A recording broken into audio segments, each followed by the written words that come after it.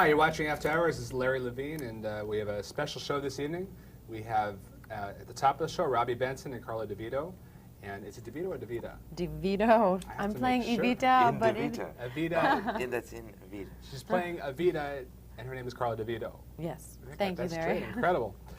Plus, second half of the show, special guest Mickey Rooney and Jane Keane. How did he do that? Jane Keane, right? I don't know. That was Ralph Camden. No. Anyway, it's a long story. So. Sorry. It's been a long life. So, I'm here with again.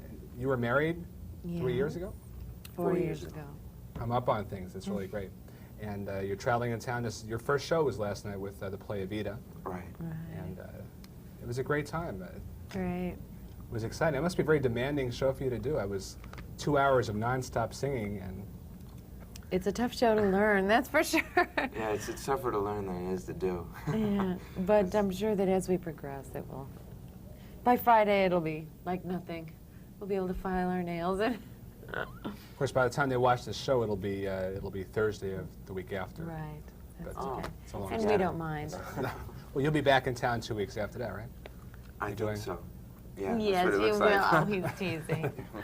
Yeah, but this is a year. You said you're a year behind. So We're 1 year behind. We play this. It's really great. We play it 1 year ahead of time. It's very confusing here. But what is the play you're going to be doing in a couple weeks? patent leather shoes. Do black Do patent leather shoes really reflect up. Okay. Yes. It's a long title. Yeah, it's a long title. No, it's a sweet show. It's a lot of fun. And it's about a guy who goes back to his Catholic school, and what he remembers and the girl that he loved, and it's really a lot of fun. What about is it a musical too, or is it? Yes. Yes. I've never seen you in a musical. Is that the first one? I've never seen you sing before. Maybe I. No, I grew up doing Broadway shows. I've never been out doing summer stock out in Columbus before, so I guess that's why I've never seen it. That's probably the reason why, right there. Yeah, this is my first time in Columbus. But I grew up doing Oliver, King and I, The Rothschilds, King of Hearts, Dude. We met doing Pirates of Penzance on Broadway. Right. So, but usually, people who I mean, Broadway theater only holds a certain amount of people every night, and the runs are only a certain amount of time, and there's such an incredible audience for TV and for film, so that people are used to seeing you a certain way. That's why, you're not used to it, I guess. Probably heard this question at least 2 million times. Do you like doing plays or live theater better than movies? Or well, I'm hearing that you stop and start in a movie. See, I love doing films. I really do. It's really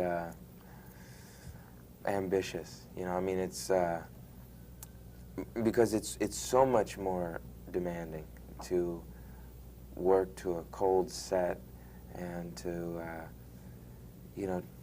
try to outthink your surroundings, because you never know what take they're going to use, how they're going to edit it, and you have to try to outthink what's going on. It's like doing the New York Times crossword puzzle, only from Mars or something. It's really weird. It's really hard. So you really don't even know how it ended or how it came out until after they've edited it. It could be totally different from what you thought it was. Well, it could be, yeah, but you have to you have to try to be inside of their brain, and try to figure out what they're seeing, and if you can link up with them, something really magnificent can happen. But sometimes you get great casts, great movies, great scripts, and you say, well, how did this go wrong, It's because everyone went off in different directions, Things like that really don't happen as often in the theater because you get on a roll and everyone can feel each other and you feel the audience and you become like one thing with momentum and even if it's going in the wrong direction, everyone's going in that direction. Plus you get instant feedback. Yeah, that's a plus. Yes, I can imagine. You met, was it working together originally? Or? Yeah. Pirates of Penzance on Broadway. I was Mabel, he was Frederick. We got married at the end of the show every night, and a year later we really got married. Did you do it on a stage and just made it official right there? No. No. Would have been a good idea, right? No, we did it in Mokina, Illinois. Yeah, we did where it I grew in up. her aunt's house. Waukegan? Mokina. Waukegan is another place. It's all those Indian names. Mokina actually means mud turtle in some I didn't know that. Indian tongue. So Mud Turtle, Illinois is where we got married. Well, you travel all the time and you work together. Is that good or bad for your relationship? Is it? Oh gosh, I think it's great. Yeah. I think it just makes things a lot stronger, a lot more real. I mean, you know, you can talk about partnership and love and support and all those kind of things, and then you can go off and do your job, and someone goes off and does their job or their thing, you know. But I think a real situation is when you when you have to be together, when you have to work together, when you see each other at your worst or at your best, and you're there to help and. Plus, it's fun. Yeah, it's a lot of fun because just having met that way, and also. Robby and I write songs together. I have a couple of albums out, but the last album that I did is called Wake 'Em Up in Tokyo on A&M Records. It came out this last April, and Robby and I co-wrote 6 songs. And, I didn't know you would either. And we also wrote a song for Diana Ross on her last album. We got a Go record on her Swept Away album. And in the Breakfast Club movie soundtrack, I sing it, and we wrote it. So you wrote? We wrote We Are Not Alone. It's the one that when they're dancing in the library. In the library. It was a great movie. Yeah, that was pretty neat. It was fun because we got called in and we got to see it in the editing when they were right in the little. They showed us exactly what the part was edited, and they said, "Now write a song that fits to this," you know. And they're dancing, so there was a certain beat. I mean, it was very interesting. It was like it had to be to a certain drum beat. But fill in the blank songwriting, it was very interesting. And to get to see the motivation, they showed us the scene ahead and why this was the big release or whatever. So it was a lot of fun to do that. Was there a lot of pressure to do that? And they said you have a time limit, you have to have this done, and tearing your yeah, hair out. There was a lot of pressure, but it. But I mean, that's easy pressure. Yeah. I mean, it's a song, you know. I mean, you write it and you do. It's easier than like, I mean, it's much easier to be specific for something than when they. Oh, when someone says to you, you know, write a script and your deadline is in like, 3.5 weeks, it's like, right. That's scary. real pressure. Yeah. Well, you both are so laid back and calm, and then on stage you're like so much energy. It's such a difference. It's just that well, if we had energy really? all the time, nobody would want to be around us. You would burn out. That's right. Yeah. No, I guess. I guess we perform when we're paid to perform, you know. The reason I say that, we interview a lot of people who are manic all the time. I wasn't sure if, when I was meeting you in person, I was watching you on stage last night, what you would be like, and it's totally opposite. I mean, it's nice. No. We got to live a real life too, right? Exactly. A lot of people don't. Oh, well, I don't know. I don't know about that. Yeah. They have to do something. I mean, whatever.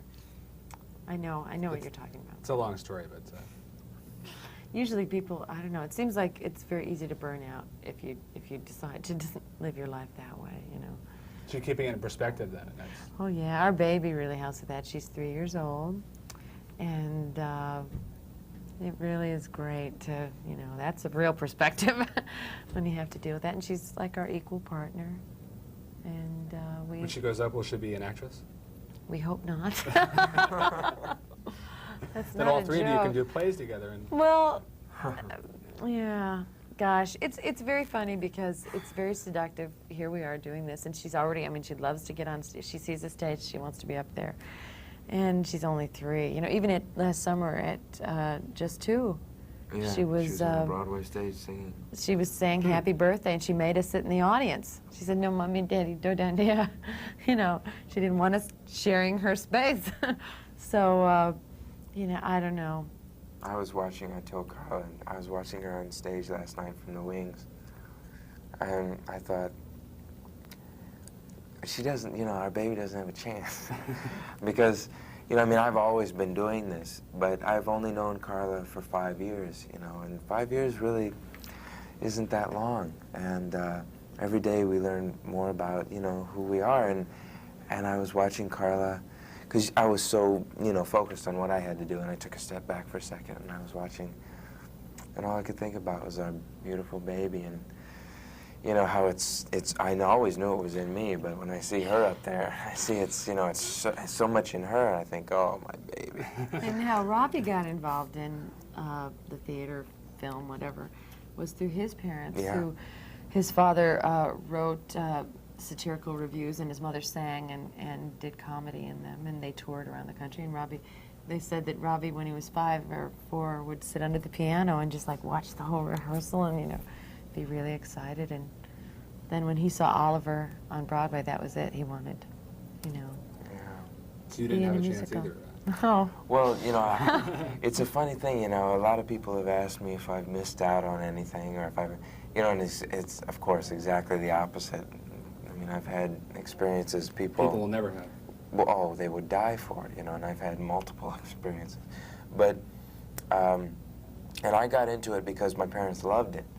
You know, that's what I saw. I saw how much fun they were having and you know, how they could express themselves. You know, so I guess if our baby, if that's what she sees, that's great, you know. Yeah. But Also, you saw the work, which a lot of people like, growing up in the Midwest, and you know, it's different now because now everybody knows everything. There's so much information, you know, with shows like this. Now. Thank you, yeah. But you know, in magazines and everybody, you know, everybody's an authority. I think that's really changed in the last like maybe 10 or 15 years. Suddenly, the world knows all. But when I was growing up, it was like this mystery, and you know, you just thought you became famous or something. You know, you just get there and you become a star. And Robby got to see the working process, and I think that's a lot healthier. All of a sudden, one day you had like a rainbow coming down, you're famous. Right, and suddenly, gonna yeah, happen. and that's it. Fame, Yeah. fortune, whatever. They'll love me, you know. And it's much better to see it from a working point of view, and I think that at least our baby will have that perspective too.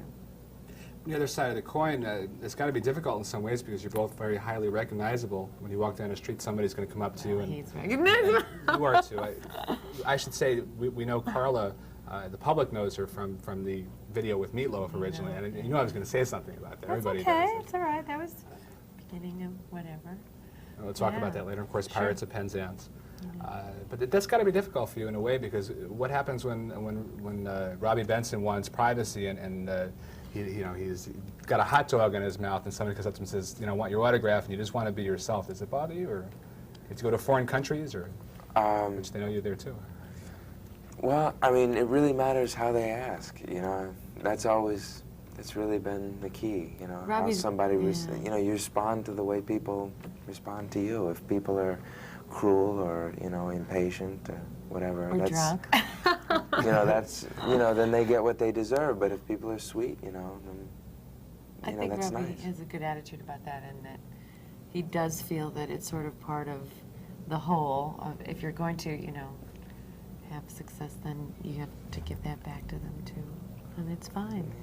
So also, does that come from the fact that you had a upbringing with being in that business, as compared to somebody who instantly becomes famous? And Yeah, I think so. Also, I mean, a lot has to do with my parents, you know. I mean, they just taught me to, you know, treat people the way Nice, yeah.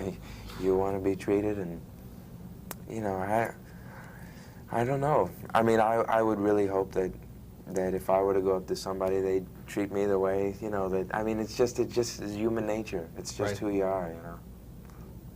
what about turning to the films that you've done?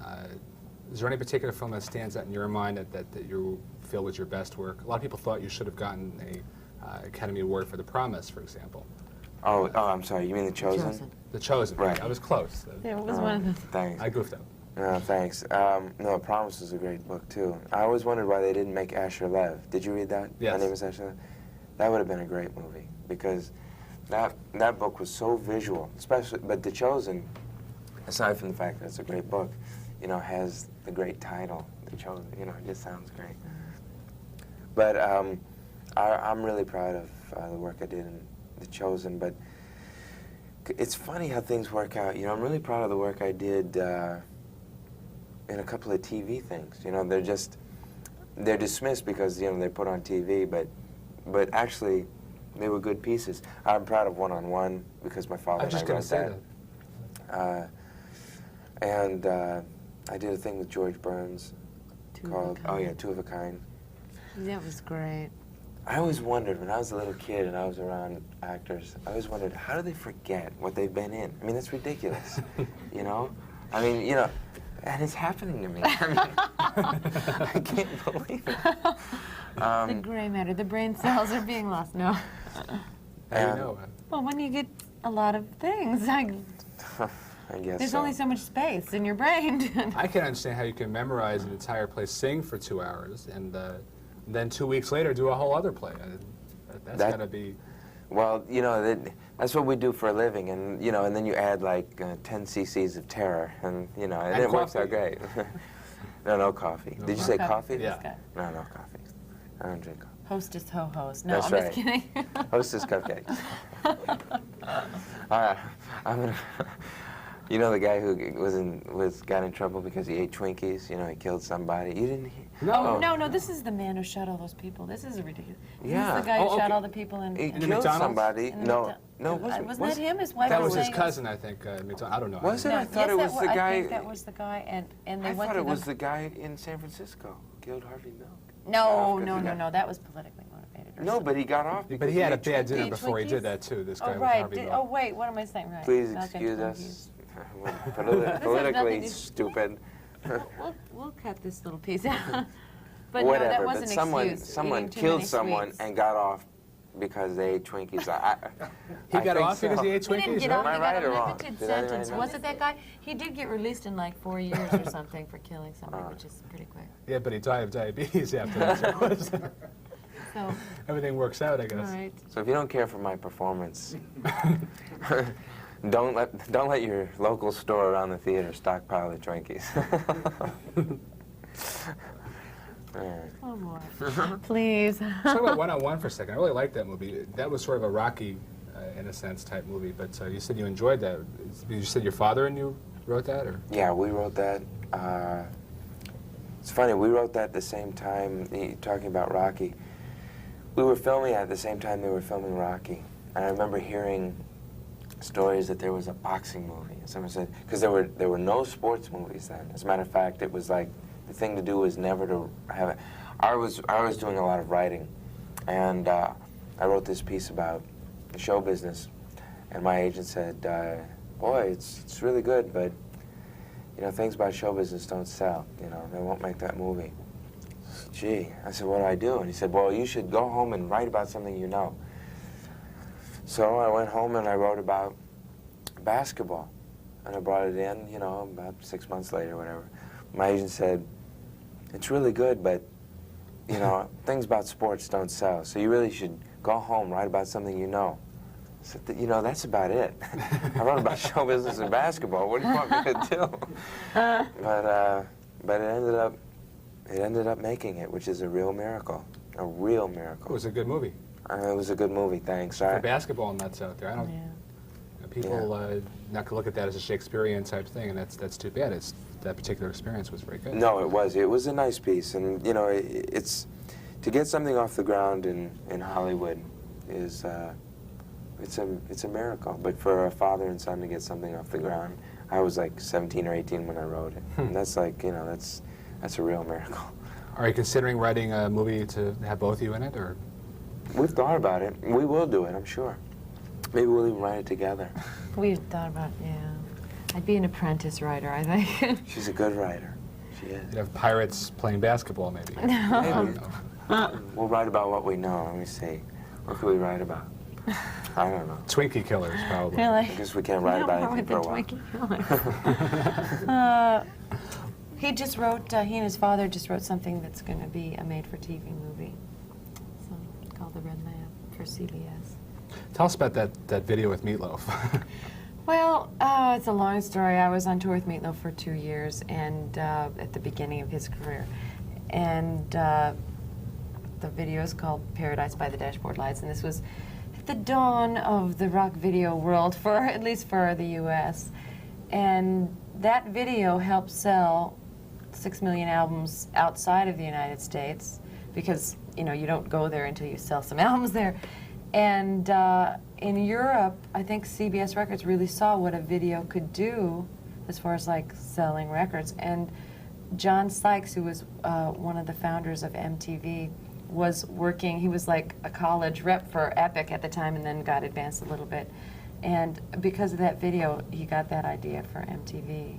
I mean, to try and make, you know, Which in the you United probably States don't that know. happened. MTV started in Columbus. Well, it was one of the first markets where it opened. It started It here. was the first market. The studio on, which was Cube, which had the first interactive TV with computer, was in Columbus. Fantastic. And a lot of people don't know this. MTV started there, then they moved to New York City, Rockefeller Plaza. Oh, well, I knew that it started at a hub in America, so this had to be one. That's what this is, a hub. We're in the garage in the hub. Right. But anyway, so it was fun, and it was, fun to go around the world. Better than joining the Navy, I always say. I love rock and roll. Are you both very creative people? Do you spend all your time creating, or do you have other things that you do just to do nothing and relax? The only thing that we really do is go to the afternoon movies at our local movie house, the $3, the cheap ones, and when there's hardly anybody in the theater, and that's like our most fun thing to do. What kind of movies do you see? Everyone, all of them. It's like a hobby. Do you pick movies for yourself now that are films that are things that you might believe in morally, or believe in a sense you can relate to? He said that word that you always say. People think you pick your roles. Well, no, that's why No. I think a lot of people do. Yeah. Well, Or they have a lot of things given to you, and you choose the ones that you think will Not suit. really. the world isn't really like that. That's not really the way it works. Maybe for like 2 people, it's like that.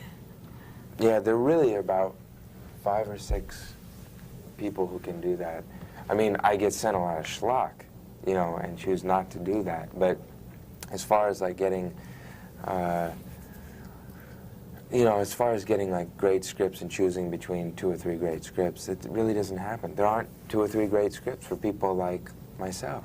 That's one of the reasons I started writing, because I wanted to write something that I wanted to see.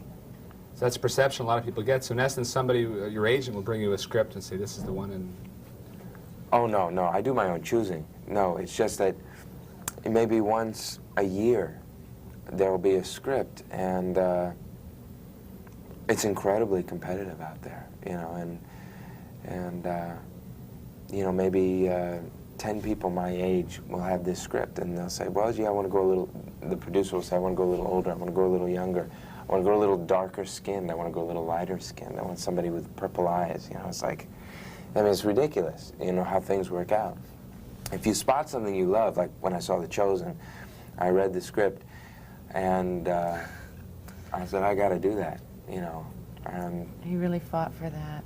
Yeah. They wanted him to play the other role. Yeah, and I just didn't want to play that, It's too easy. But how old are you, by the way? 30. How old are you? Yeah, No, well, he asked that. I know, you're too much of a gentleman to ask that, of course. No, I'm not. Is there anything else coming up? I'm 62, going on 12, I guess. Oh, but you look so good. That's right. It's the lighting. That's right. And the fast Make it food. I right. was going to say Twinkies, but you got mad. Anything else coming up in the near future? Well, Are there's... you working on? I just directed something in LA, and I think I'm going to be doing a lot more directing. And I wrote something called The Red Lamp with Jerry Siegel, and that's going to be a CBS movie special that we'll film hopefully in Europe. And, I guess, and of course there's Pat and Other Shoes that will be back in Columbus on the 9th of September. Say hello to you again that day. We'll do the same exact questions, same exact interview, leave a few things out. Different outfits. though. Different outfits, that's right. What about anything else coming up? Whatever, just continue. Just to continue writing songs. I really miss performing rock and roll. And I'd like to, do that. You get a kick out of the fact that MTV, in essence, is you started it. Well, in a way, I also worked for them for a while. I did a program called Rock Influences. It was like I found out how tough it is to be in your seat. It's not an easy job. It's a dirty job, but someone's got to do it. But Larry's got to do it. But anyway, so I did that, and just trying to keep out and about. Write some more rock stuff and do that. That's what I want to do. Good. Again, the play, we haven't really talked much about the play. All I'll say is it's very good. It was your first night last night. There were some little technical difficulties. I saw. Oh, yes. Like not turning mics on us Yeah. once in a while. You see that, but the play was excellent. They did a very good job, and I don't know how you're standing up. I mean, 2 hours of that. We were sitting there, we couldn't sit in the seat because there was so much energy coming out of it. So. Oh, thanks. Thank you. But, just keep going, right? Just keep saying. Right, thanks. You're gonna play in 2 weeks, and again, the name of it? I do black patent leather shoes really reflect up. Because you couldn't expect me to remember that. That'll be at the Palace in a couple weeks, so stop by and see it. And very nice to talk to you, really, very nice. Thank you. Thank you very much. Appreciate Good luck. it. Anything you want to say to the people of the hub of the world here? Don't believe everything you read in the papers. Don't believe anything you hear, except the box scores. That's right. Right, Mr. Sports. You're watching After Hours. Stay tuned. We have Mickey Rooney and Jane Keane and many others. So stay tuned. You're watching it on Thursday evening, 11:30, and Sunday at 11:30. Thank you. Go see them. It's good.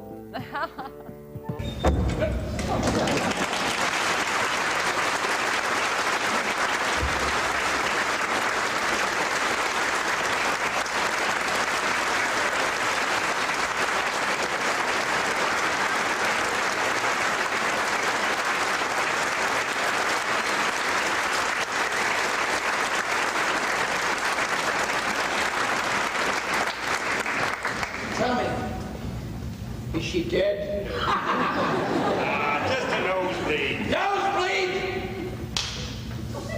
Did you stop it? Oh, yeah. Why couldn't you keep your hands to yourself? What's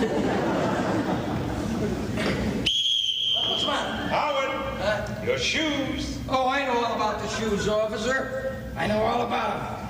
But you know what I did before I came up here? Now what? I walked around in a dirty subway in my socks.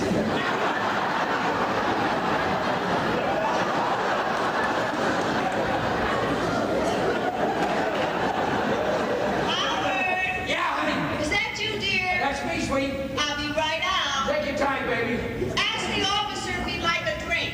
Oh, would you like to have a little bell of booze? Oh, no, thanks. I'm on Everything you duty. see here, I pay for.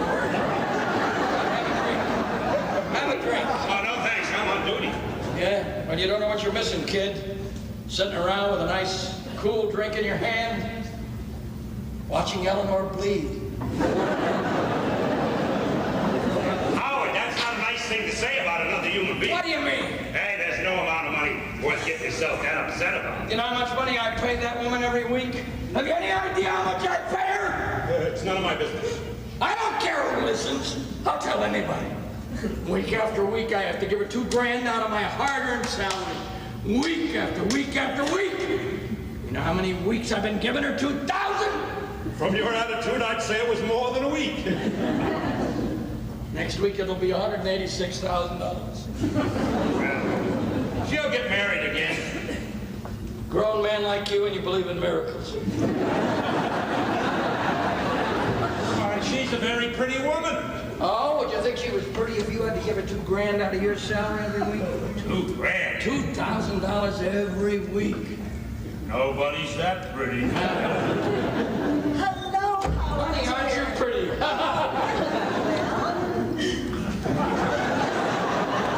Well, Mrs. Travis, I have to be going now.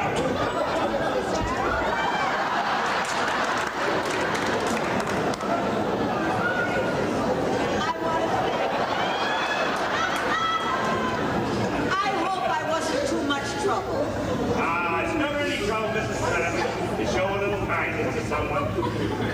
The whole world would be a lot better off if we all showed a little kindness to one another. Yeah, well, if you're in the neighborhood tomorrow, officer, be sure and stop up for that drink. Thank you, but I'm down at the United Nations tomorrow. I'm passing out the no-dos. We haven't spoken together for about 3 years, but it's always a pleasure seeing you again, and thanks so much for taking the time to come back. Well, this is a reversal here. This is great. I'm sorry. What what is it you would like to know that's happened since I left you? Well, for me, I'll tell you about myself. Tell it off the camera. How long have you been in show business? Everything's great. Everything's great, right? Now, look. I got to tell you, I saw the play. It was fantastic. I enjoyed it. Well, look, you've got to understand one thing. This is it's a shtick Lach, if people know what that means, it's a farcical burlesque type of a lot of fun on the stage. And if you don't like to laugh, and if you're one of those hypocritical persons who think that everything is a feminist joke or this and that, or you've lost your funny bones or you've lost your sense of humor in life, please, just stay away. There's nothing wrong with this play. There's nothing lascivious about it. It's just a night of fun. And believe it or not, I did this show under the name of Three Goats in a Blanket 9 years in a row before I did Sugar Babies. And then I took it out because John Kenley wanted me to play in Akron, wanted me to play here. And I'm getting ready to take it actually to Broadway, this show. I was gonna say you've only done this the second week, and no, people want to laugh. There's so little to laugh about today, Larry. You know, I mean, everything is so chaotic in the world, in this cut and bleeding world of ours, and all this little show does is try and bring you a couple of belly laughs and some fun. If you come to be hypercritical and try to think that you're going to see the Caine Mutiny Court Martial or Death of a Salesman, you're in the wrong spot. Because what you're seeing is energy on the stage, my energy, the love of performing for my family, which is the American public. And that's what we do. And a lot of laugh lines. A lot of laugh lines in it. Some made up on the spot, like what you did the first night. Well, we work extemporaneously. You know, when you have a lot of fun with a play, it's much like having a lot of fun with an instrument. If you're a trombonist or a trumpet player, you can ad lib. You know what I mean? I mean, it's like fooling around. You know, it's like having fun. But we're not doing Shakespeare. This isn't the 12th Night. It isn't The Taming of the Shrew or Othello or A Midsummer Night's Dream. It's just called Go Ahead and Laugh. and Jane Keane is marvelous in it, and Jay Stewart was in Sugar Babies with me, who plays my lawyer. Cliff Ballou plays the policeman. He traveled with you for 3 years. And Damon, what? He traveled with you for about 3 years before this in Sugar Babies. Jay Stewart. Jay was with us about 5 years. 5 years? Huh? Yeah. And he's just a delight. Everybody, we're all like family backstage, and we have a heck of a lot of fun doing the show. And when performers have fun doing the show, that automatically carries over into the audience, and the audience has fun too, you know? There's nothing laborious about this show. We just have a lot of fun. Well, you seem to do a lot of other stuff besides that. This is more of an escape for you. You're involved with the mentally retarded. You're involved... yeah, but I'm involved with life, Larry. Right. I mean, not only just the mentally retarded, but I have a new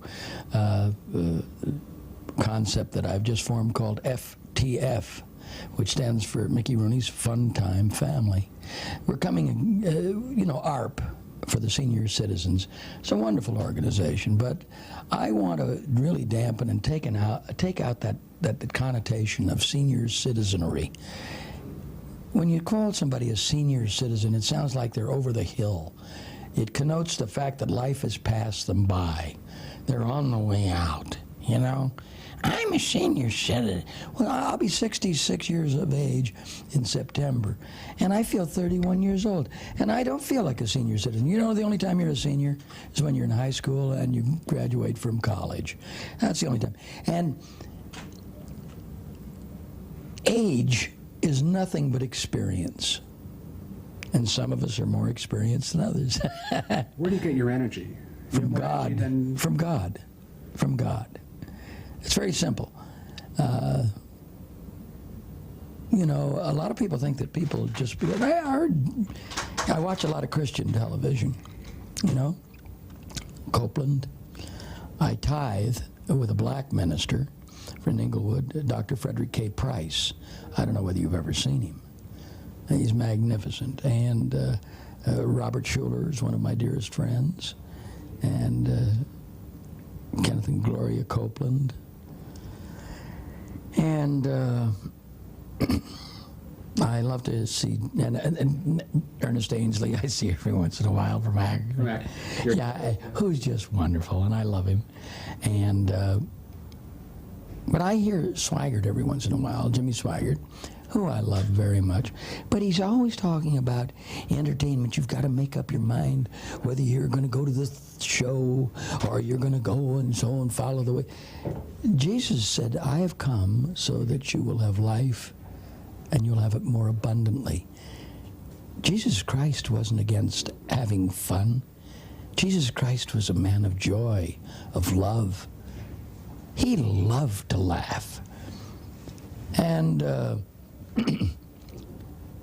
there's nothing wrong with show business, but Mr. Swigert seems to think that all of the cocaine and dope, et cetera, down the line, and the divorces in Hollywood all emanate from California and Los Angeles.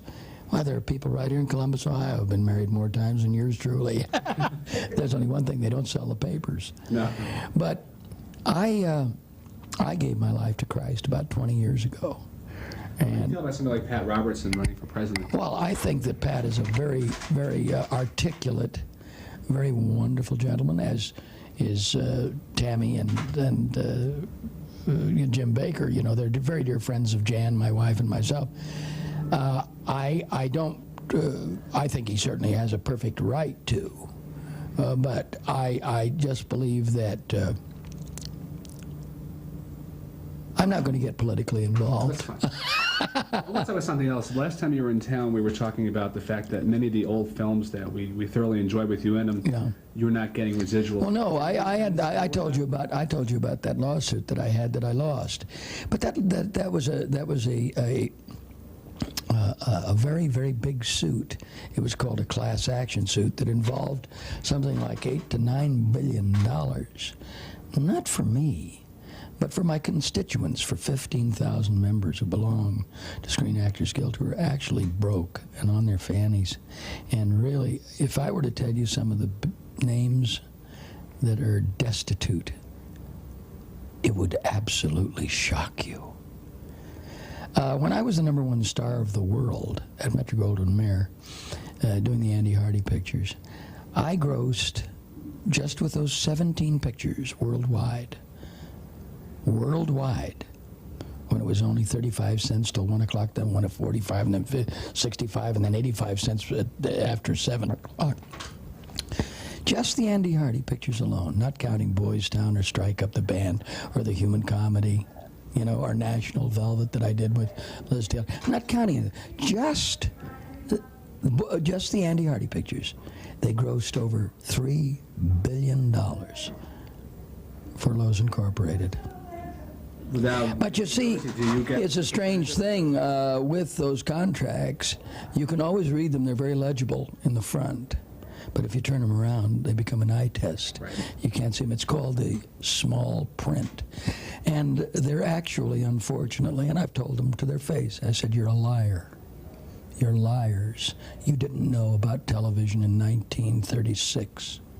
You don't believe that motion picture people believe that television was coming along in 1936 and 37, do you? Do you believe that? No, they had no idea. Well, they would have you believe that they did. And, of course, we lost the suit, and I'll tell you a little secret. I'm not through with them yet. Maybe I haven't gotten in the front door, but, see, it's not for me. I'm fine. The Lord has been more than good to me. But I want these people who are not being paid. You're seeing them in old movies and have seen them. They were sold out in 1960. The Screen Actors Guild sold us all out in 1960. They would have you believe that we all had a meeting and said, we want to be taken for the next 50 years. Can you believe that? Can you believe that we would all say, oh, sure, go and show our pictures. You don't have to give us any residuals. Of course, it didn't happen. And I believe that the Screen Actors Guild, and I believe it with all my heart, was paid off under the table to take advantage of that situation. Why did they pick 1960? And you can get residuals after 1960. But prior 1960, no residuals. Why? Because they had a multitude, they had a reservoir of motion pictures that they could show all over the world on television, and you wouldn't have to pay anybody. Of course, videos and things like that. No, but this is prior videos. We're going back 10, 8, 9 years, 10, 12, 15 years. How long do you think they've been taking advantage of the actor and the actress? They've been taking care of them since 1960. You know, that's when it came in. But think of all the pictures we made prior to 1960. They run them all the time. Even if it's 58 or 59, you don't get paid. And I just don't think it's fair. But anyway. They haven't heard the last of this yet. But no. I have another plan for them that this time is going to really do the job, because it's right. If you're wrong, you can't be right. And consequently, conversely, if you're right, you can't be wrong. And anyway, that's another thing down the line. But there's so many wonderful things that have happened to me. I'm in the yogurt business with a man called Frank Hickenbotham from Little Rock, Arkansas. Have you ever heard of TCBY? Oh, sure. They're in Columbus. I own half that company, yes, with Frank.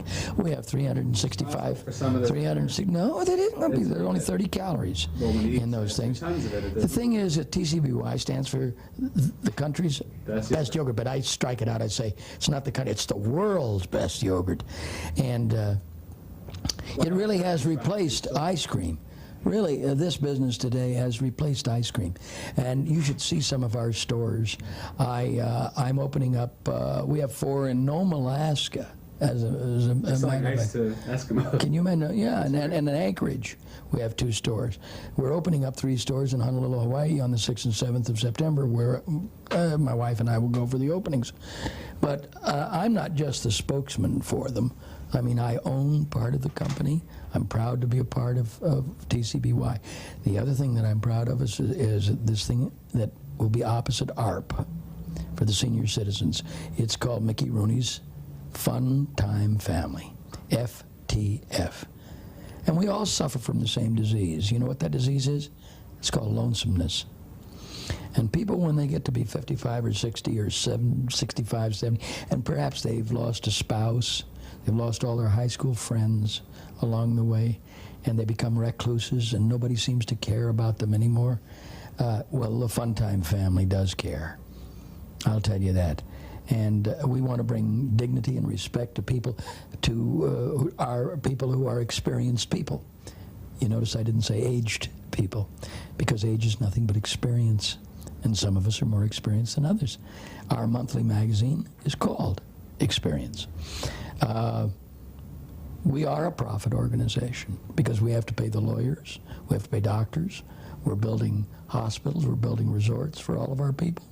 There's nothing hidden. When somebody comes along and says, you know, it's a non-profit organization, beware. Not that they're doing anything wrong, but you're not really getting anything. I'd rather pay the $2 and know that I'm getting something for my money rather than you don't get anything for free. Please believe me. And we're not taking advantage of the public. The fact is, what we're doing is utilizing that money by paying the people who are working for our members. You know, we do their taxes, we do all their law work, we take care of all their insurance, we take all of their pharmaceuticals. They're allowed to go to what we call our fun time family resorts all over the United States, and spend the night or whatever for like around $39 or $40 a night. You know what I mean? And we're building stores all over the country called Very Own. FTF, Very Own stores, where they get 35 and 40% off of items. Something costs $100, they can get it for $60, you know. And so we really treat them well. A lot of great trips to Honolulu, the Caribbean, Banff Lake Louise, the Netherlands, Australia. I want to keep my family out of Europe at this time. With so many chaotic things else, right? Out of Europe just at this present time. Sure. But there are so many wonderful places to go. And so there's as much as you want to do with FTF. Incidentally, if anybody would like to know how to get some information about FTF, they can write to me at Mickey Rooney, FTF, 3625. That's an easy thing to remember, 3625 Thousand Oaks Boulevard in Thousand Oaks, California. And the zip is 913, 9 lucky 13, 91362. And that's 3625 Thousand Oaks Boulevard, Thousand Oaks, California, 91362. And put Suite 220 if you think about it. You'll get right to the office of FTF. Shifting gears for 1 second. Yeah. Watching the play that you do and comparing it to today's comedians, you are very physical. No, like Eddie Murphy. Or I don't mean to interrupt you or to preempt what you're about to say. But there are no other comics on the stage but yours truly. Okay. Who's on the stage? It's a comic. Well, in the same sense of what you're doing, there are very few, if any. Who? I can't think of any right off the Well, there are none. Yeah. There are none. I'm the last of the genre of the... Vaudevillian, would you say? Or no, of comics. A comedian is not a comic. But Lucille Ball is on television. She's not doing 8 shows a day to the public. But she's just doing burlesque. When you saw Carol Burnett doing all the shows, those are nothing but burlesque sketches. Okay? The Honeymooners are all burlesque sketches. But Jackie doesn't go out and work to the American public. I like to work to my family, the American public. I like to work in person to them. That's why I like to go out.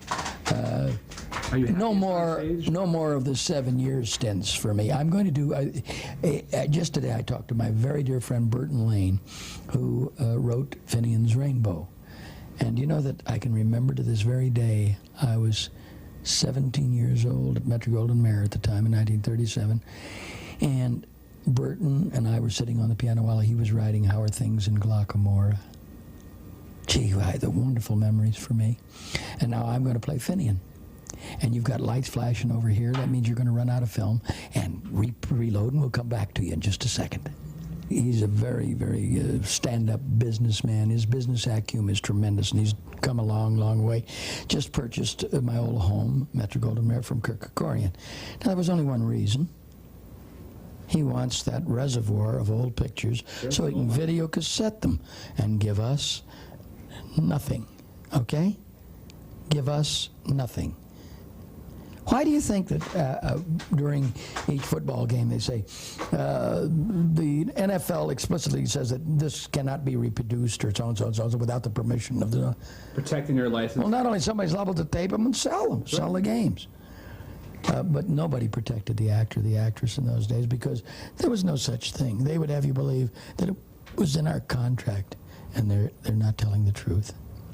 And there are a lot of major stars that are destitute to this day. Oh, yes, there are. And the ones that are still alive, a lot of them, I'm not going to mention any names. The people that are with me in the suit are people like Paul Newman. Paul Newman is for us 100%. Charlie Bronson, Clint Eastwood, etc. and this and that. The gentleman who's not for us is Charlton Heston. But that's his own. Surprising. That's his own problem. Well, you know, so a lot of people say, I got mine, too bad you didn't get yours. That's his business, and he has to live with that. Of course, he was a former president of the Screen Actors Guild, okay? And he doesn't want to make any waves because he knows that there's a lot of odoriferous things around Screen Actors Guild. I'm going to take them to task, too, the Screen Actors Guild. I really hope to rend them asunder one day. To break them out. We need a brand new union for actors and actresses. I want to call it ASPAC. You might think that's a funny name. There's a thing called ASCAP. For music, right? I belong to ASCAP. You can run a picture of Betty Grable and the late Betty Grable and Dan Daly tonight. And it can be, let's say, Cole Porter music or George Gershwin. Do you know that they have to mail a check to the Gershwin or Polk? But if they'd been alive, they gave them nothing. Gave Betty nothing. No, they just said.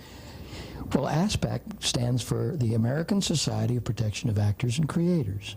Okay? And we need a new union. The Screen Actors Guild does nothing for the actors. What about a former Screen Actors Guild's president, Ronald Reagan? Has he said anything about that? Or? I don't believe that. I don't want to in any way cast any aspersions on the great president of the United States. The damage when he had become president of the Screen Actors Guild had already been done. The damage was really done by Leon Ames, the President Honoratus, who, when I started the suit, wrote me a letter and said, "Mickey, you're beating a dead horse." I said, "Watch him move when I hit him, Leon." Huh? Well, they didn't like that. But anyway, let's talk of something nicer now. The fact is, I'm in the cosmetic business. I'm in the turkey trot? Pharmaceutical business. I'm in the restaurant business. I've got Slim Burgers that are Slim Burgers. Yeah, they're made long. They're made long and put in a hot dog bun. Yeah, and you'll be surprised how much better they taste. But they're sirloin. They're not just hamburgers. They're ground sirloin. And then we have. I'm associated with the Astra Macaroni Company, and we're putting out Mickey Rooney Macaroni. Great. See, so there isn't just Paul Newman popcorn and Paul Newman dressing. Paul is one of the most wonderful persons in the world, and people know them, so why shouldn't they? But give a good product to the public. I mean, the public knows when it's a good product, when it isn't. You can't fool the American public. You're only fooling yourself, okay? And that's what we try and do. Our cosmetics is called Chamberlain Cosmetics. And we have a magnificent line that'll be out about January 15th of '87. And we just finished a magnificent cologne for women called Trapeze. Danger in every drop. And we have we have 3 beautiful perfumes. They're called the Poetic Perfumes, on a bust of the Bard of William Shakespeare, and on one little level is A Midsummer Night's Dream. And that one perfume is called Taming of the Shrew. And one perfume is called The 12th Night. Okay? And Jan, my wife, her name was Chamberlain. Before we were married, we just celebrated our 13th wedding anniversary, and so I named the cosmetic company after her. She's a singer as well. Oh, well, there's more than that. She sings all kinds of things. She's fantastic. Yeah, she's a very clever lady. Did she get to travel with you a lot? No, I don't allow that. Yeah. No, because I don't want my wife living on the road or this and that. I move around. I play a lot of golf. I fly, and. I have my own plane, and I fly, and I've been a pilot since 1950, and my son Chris is with me. Chris Aber, he comes with me a lot of times, and to keep we have a big meeting in Atlanta next week with the TCBY, and so I'm going down there, and then I'll be off, and I'll be making some commercials which will come out very shortly for TCBY. But I am the spokesman for our product, and I couldn't be more proud, because I got news for you. It's time to shout. You know, when you say TCBY, take it from me, please. It's the greatest in the world. All the other yogurt companies who have the yogurt ice creams are marvelous, but ours is just a little, not that much better, I believe. What about the movie, Bill? Will you do another one? Oh, dear Lord, no. I didn't even want to do the second one. No? No. I mean, it's so very difficult to do. You know, leave it alone. That's only one of its kind. And but Landsberg wanted to do it. I'm going to do a half-hour situation comedy of Maggie and Jiggs for Landsberg. And we're going to see how that comes out. I've got a couple of pictures to make, one called Don't Look in the Attic, the other's Introducing Susie, and one is called Systems. And there's just lots of things to do. And gosh, I hope I get to do them all. Sounds like you have already. Yeah. What's really on your mind that you haven't asked me? Because we're blinking again. We're getting short. You got short ends in this camera, haven't you? It was actually batteries the last time and tape this time. Oh, is it tape this time? Yeah. Yeah. Well, anyway, I want to thank you for having brought the camera up, and I want to thank all my friends here in Columbus. I'm going to get ready. I'm about 8 minutes away from my red underwear. Could you give